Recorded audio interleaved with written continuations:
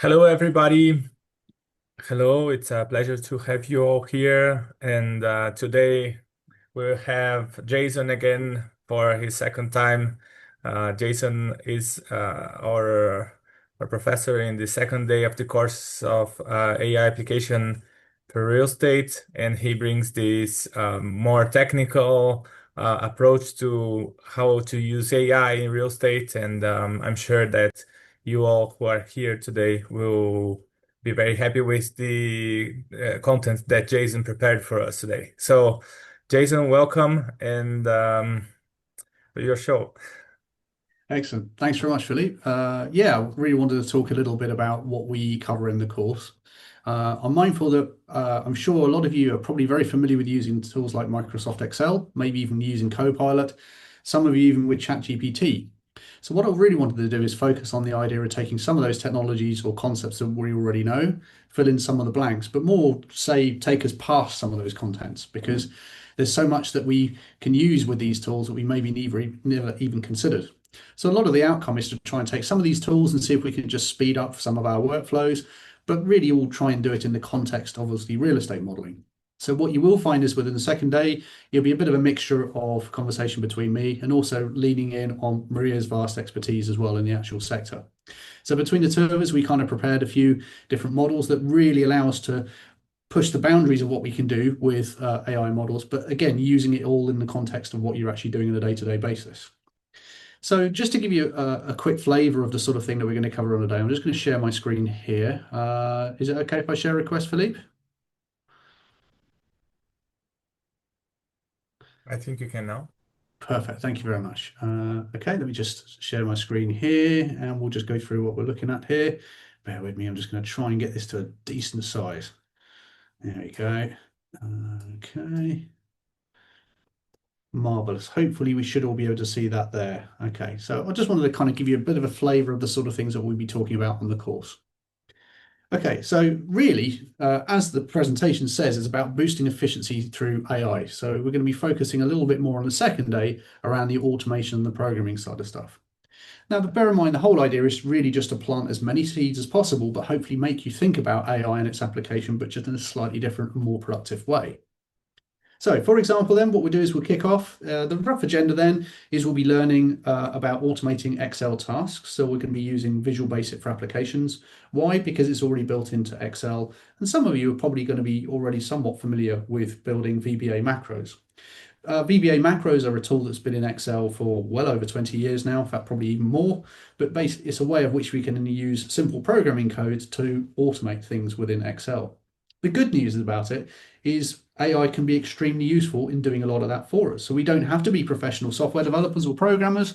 We can leverage all that power just by using some of the AI tools. We'll then also look at integrating AI with APIs into our models. So an API then is an applications programming interface, and this is used across the whole of the internet. In fact, software development for many, many years now. Modern APIs really are a way of which we can share data across the internet. So you'll find most of the services that we're using for, in fact, let's take Google, for example. We're all aware that there is Google, and we're all aware that it's a search engine. We're probably also aware that Google has a whole suite of tools such as Google Maps, Google Earth, geocoding databases. You name it, Google's probably got a tool for it. So how do we actually leverage some of these tools as software developers? Well, we can use an API. That allows us to use exactly the same service, but without having to go to a page on Google's website and actually type things in. We can use it behind the scenes, if you like, to shuttle requests and get back the data. So APIs really run the internet. Even if you're using something like a smartphone and you're using something like a social media application, or pretty much most applications, even from an accounting application, they'll all be using some sort of API behind the scenes. That allows whichever app to talk to whichever database. Now, the good thing is we can use exactly the same kind of tools within our Excel spreadsheet and with our AI tools. In fact, ChatGPT is a good example, maybe one that we're already familiar with. That has an API. That means there's no reason why we can't actually connect up our spreadsheet to use that API. That means suddenly now we can empower that whole spreadsheet. So rather than just being a series of numbers, we can connect it in real time with a public LLM, like for example, ChatGPT, and actually start sending and receiving requests. We can utilize all that AI power right within our spreadsheet. Moving on from that, largely speaking, the morning will be focused more around the Excel applications and integrating it with some of the programming tools. We'll then move on to look at Python. Python then is again, well suited for data analysis, data modeling, and extremely well suited to anything to do with AI. Now, I don't necessarily want to teach you to be a Python programmer, but because there are so many pre-built libraries that we can use to do anything from creating data sets to generating PDFs, reading Word documents, analyzing data, pulling data from third-party APIs, I want to give you some tools in which, without any programming knowledge, you can start building your own automation. In fact, the good thing about some of these tools is you can use AI to generate stuff that uses AI, if that makes sense. So really the tools are about bringing all of those together. So let's imagine we might have a situation where we might want to have a series of different processes and we need to orchestrate those. For example, we might be able to give it a scenario whereby it's pulling some data from one source, modifying it, pulling data from another source, integrating that, and then putting that together in some sort of a display. We'll do a worked example on this whereby we're actually then going to be pulling down some rates, and we're going to live scrape these off the internet looking at a public website. We're going to use the code to effectively process that and pull out the data that we want.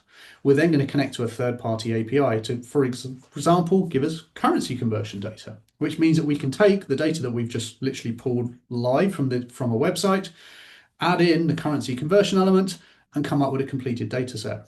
All in all, there'll be about 4 or 5 different processes. We're going to try and chain them all together using AI to give us one repeatable process that we can use to speed up the whole automation. Next, we'll then move on to creating them real-world workflows. We're going to use the Google Colab tool for this. This, again, will help us to leverage some of the Python side of things. One of the reasons I've done this is because Google Colab is extremely user-friendly. It's something that we can just sign up as a service. It will then, in essence, spin up a whole environment, put it in the cloud for us, and we can run it. We don't have to get tied up in the intricacies of being a programmer and downloading development tools and installing Python and packages and things like this. We can have all this set up on an account that can all be spun up for us running in the cloud. We just need to worry about the execution and the process involved, and it will do the rest for us. Not only this, it makes it extremely easy to collaborate. So again, if we wanted to share that process with our team so that we can then run all those same workflows, we can do so without having to have special setups or local administrative privileges and things like this. It just keeps it really, really simple and really, really lightweight. The last thing we're going to have a look at on the day is generating something called an artifact. Now, you might have heard of the term vibe coding, which would be a good place to start from this.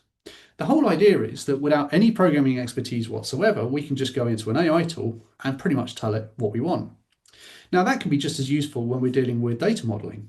We might have a set of data. We might want to just come up with a tool that allows us to interact with that data, use it. That might be something that we'd want on a website, for example, a fee calculator or something along those lines, or it could be an internal tool that we might use to visualize things. Let's imagine we've got stakeholders and we want to be able to give them a set of data and they can modify parameters such as, for example, percentages or time periods just to see the impact that it might have on data outcomes. At this point, we want almost a small application that we can build that allows the user to experiment. Think like a loan counter that we might use on a website. We'd expect to change the percentage rate, for example, and the period, and we see the figures change so we can decide how much we want to pay and over which period. These are exactly the sort of tools that we can use AI to build. In this case, we'll look at something called an artifact. The best way to describe an artifact is literally like a small prototype or a small application that we can use for exactly such models. They can get, of course, quite complex, but my job is to show you where to start and the sort of things that you can do and let you have a practice, let you have a play. Okay, that gives you a bit of a flavor. So why then would we use something like AI in real estate? So basically, AI can be really useful then in terms of automating. It can reduce repetitive tasks, it can speed up decision making, it can enhance the accuracy in financial models, and it can help source and analyze external data faster. We will basically look at implementations of all of those things. So who's this course actually designed for? Well, it's designed for anyone that works in real estate as a professional or even an analyst. If you're looking then to work with investors or if you've got any Excel experience, you'll find that really advantageous. Or really anyone that's involved in real estate modeling.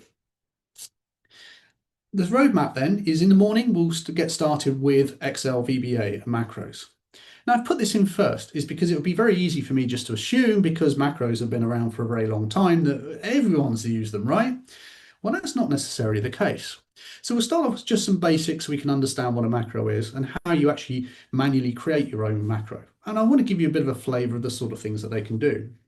Once you know that, the next stage, if we can then say, well, okay, without any programming experiences, now we know where macros are and what you can do with them, how could I use AI to create one? What are the sort of applications? So we'll move on to have a look at that next. The last exercise we'll do in the morning then is, now that we know that we've got this whole programming engine running within our spreadsheet, we'll look at how we can actually then integrate that with an API for example, ChatGPT. We'll look at some examples of how we can literally then use that tight integration to send and receive data and the sort of things that we can do with it. Moving on to the afternoon, this is where we'll shift away from Excel and Python, and we'll start looking at Python and some of the other AI tools. We'll have a look into terms of Python, in terms of business and data science, and we'll look at why it's such a popular programming language in those different disciplines. We'll look then at the sort of libraries and the things that you can do. One of the reasons that Python is so popular is there is a vast ecosystem of installable libraries that do anything from data modeling, graphs, shuttling through data, database applications, even as far as working with things like Excel documents, PDF documents. And one of the nice things about it is it works natively with those formats, so we don't have so many compromises. It's a really, really good, fast and flexible utility library. Hence, it's really very popular with anything in the world of AI and data science. So it's a perfect platform with a perfect ecosystem of tools for use in something like the applications that we're using.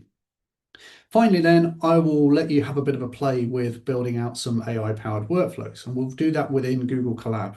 This is the tool I talked about earlier, whereby we can effectively set out structures and break down a workflow into different steps. We can then get AI to generate those for us, modify them and test them, and then share them with our teammates as part of a collaboration exercise. In terms of automating with Excel macros, we'll start off then by looking at simple macros, how we write them, how we debug them. So in other words, what you will find with AI is it's going to get things right most of the time. In fact, to be fair, it's getting better and better by the day. But it's still useful to be able to jump into that code and understand what it's doing, debug it and modify it. I just want to make sure that you've got a little bit more understanding and a bit more power there. We'll look at two examples. The first one is we'll look at integrating ChatGPT into our macros. And we'll then also look at an example whereby we can take a small range of data in real time, send it off to AI and get it to analyze for us. As well as we'll also look at how we could use ChatGPT to generate a macro for us and how we actually implement that into our sheet for us.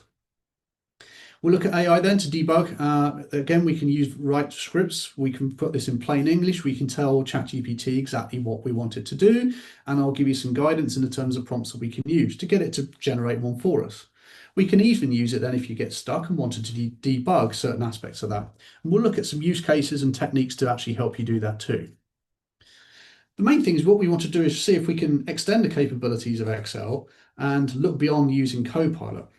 So again, we're going to be connecting it to an external APIs. So we'll use OpenAI in this example, but also inserting AI generated code straight into Excel. And we use ChatGPT to analyze some investment summaries as well. With the intro into Python and real estate, we've got a lot more flexibility in some areas than using Excel. We've got a huge ecosystem of libraries and it's great for repeatable tasks. We'll also then look at where you might want to look at, say, for example, using VBA within your existing spreadsheet and where we might want to use Python. It's fair to say they've both got different use cases, so we'll try and explore those to make sure you're familiar with either. The Google Colab, just to give you more detail around that, it's free and it's cloud-based. That means that we don't have to have anything installed locally. That, to my mind, is getting you started is a really, really big plus. There's no real setup involved, although we will send a link, and it's useful to have that all set up before the session if you're able to do so. It's great for collaborating. Once you've set up that workflow, it's very easy to clone it, modify it, share it with other collaborators. One of the things that we like about these tools the most is they are great for testing ideas quickly. It's the sort of thing, it gives you much less constraints. If you have an idea or want to experiment with something, rather than going away and spending hours on end, it's the sort of thing we can proof and concept it very, very quickly. And the main thing then is how do we chain a lot of these tools together? We'll look at that side of things too.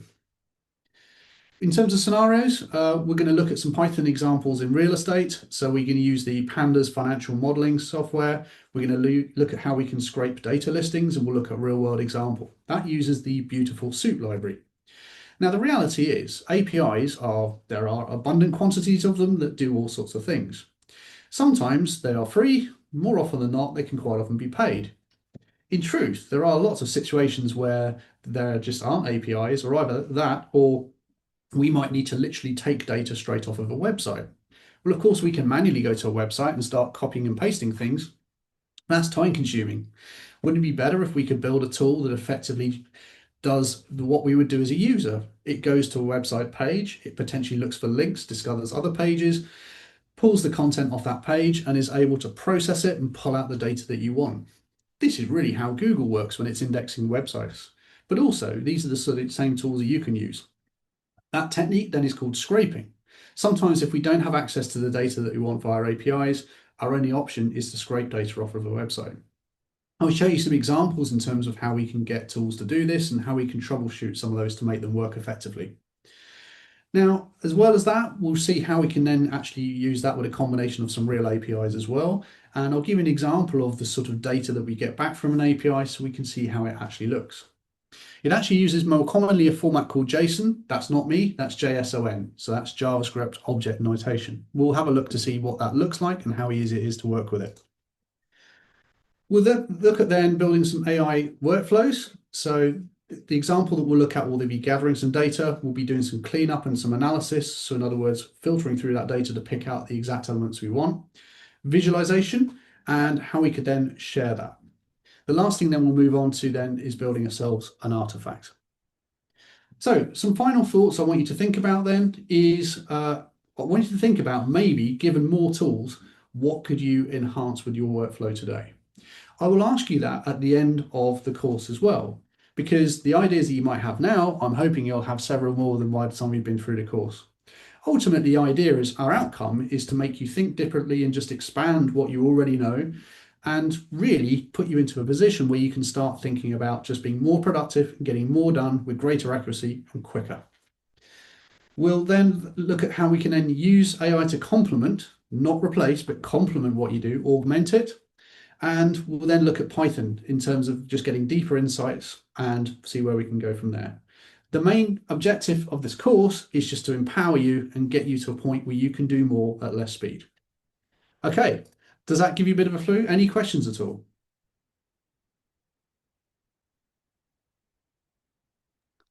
Thank you, Jason, for your speech. We'll leave some time here for the attendees to send questions through the Q&A box. Mm-hmm. Yes, Jason, I have a question. While they don't ask you their questions, if I'm someone who hasn't started yet using AI, what will be my step number one to start using AI in my job in real estate? With a job in real estate, that's a very good question. I suppose a good step and probably the most common step would be start using something like ChatGPT. There are lots of others available as well, but that's probably a good obvious place to start. I think even in real estate, I think it's probably wise just to get an idea with just sending it some basic prompts just to get them an idea of the sort of thing that it can do. To start with is you will find that large language models are very good, having been trained on a lot of data that already exists. So being able to ask it questions about certain things that already exist is quite a good place to start. Get a bit of a feel for the sort of things that you can ask it and sort of responses that you get. Then experiment a little bit more by getting into slightly more detail as well. But also maybe then move on to look at some better scenarios. So think of the sort of things that you have to do on a day-to-day basis. And first of all, ask them to calculate some of those things, see what sort of responses it comes back with. Also, for example, maybe think about some scenarios. So one I've been working on at the moment is just trying to get it to come up with something like a business valuation calculator. The basic idea of you just ask it to come up with a valuation and give advice based on certain parameters. And just giving it a prompt, such as, for example, you tell it what you want to know, tell it what the input parameters are, give it an example of some of the output parameters, and you'll be surprised just how well it does and the considerations that it makes. You can also be quite vague as well. So again, giving it inputs and outputs, asking it for an opinion, it's actually quite surprising how well it can get some of those opinions and actually deduce from those data. You will find now even ChatGPT has become particularly adept at lots of other things. One of the things it does quite well is actually then generate images. So it could be, again, why don't you experiment with, for example, asking it to come up with an infographic or a graph? You'll find that it's actually getting quite adept at that. Still more to go, but certainly getting it to create illustrations and infographics for presentations, it's getting really quite good at that. You've also got an audio mode, so you can talk to it. So there's no reason why you can't ask it questions as well. And even upload data. So a simple data set from an Excel spreadsheet, you can now actually upload it and ask it questions about the data. I'd say a good place to start is just have a bit of an experimentation with all those different factors. It would just give you a bit of an idea of what its limitations are and what its capabilities are. That would be a really good place, especially before doing the course. And then we can then take it a stage further than that. Okay, thank you. Thank you. I don't know if there is anyone writing a question in the Q&A. So, and if Maria would have any question, let's wait for some seconds more. Mm-hmm. Or if anyone has a question, also can raise their hands. Okay. So, yes, I think this is us coming to the end of this webinar today. And I'd like to highlight that in the next week, we'll have the AI application for a real estate course happening. And those who came here to the webinar today will receive an email in a few minutes inviting you to come, and you have the access to a 30% discount on the course next week. But you need to be fast. Once you receive the email, we'll have limited time to confirm whether you are joining us. And yes, I hope you enjoyed a lot this webinar. And remember that this webinar will be uploaded in our website, where you can find also the recorded sessions that we had until now. If you had any questions and you want to reach out to us, feel free to send an email, and we'll keep talking. Thank you, Jason, once more. Thank you to all who came here today. No worries. Looking forward to seeing you all again.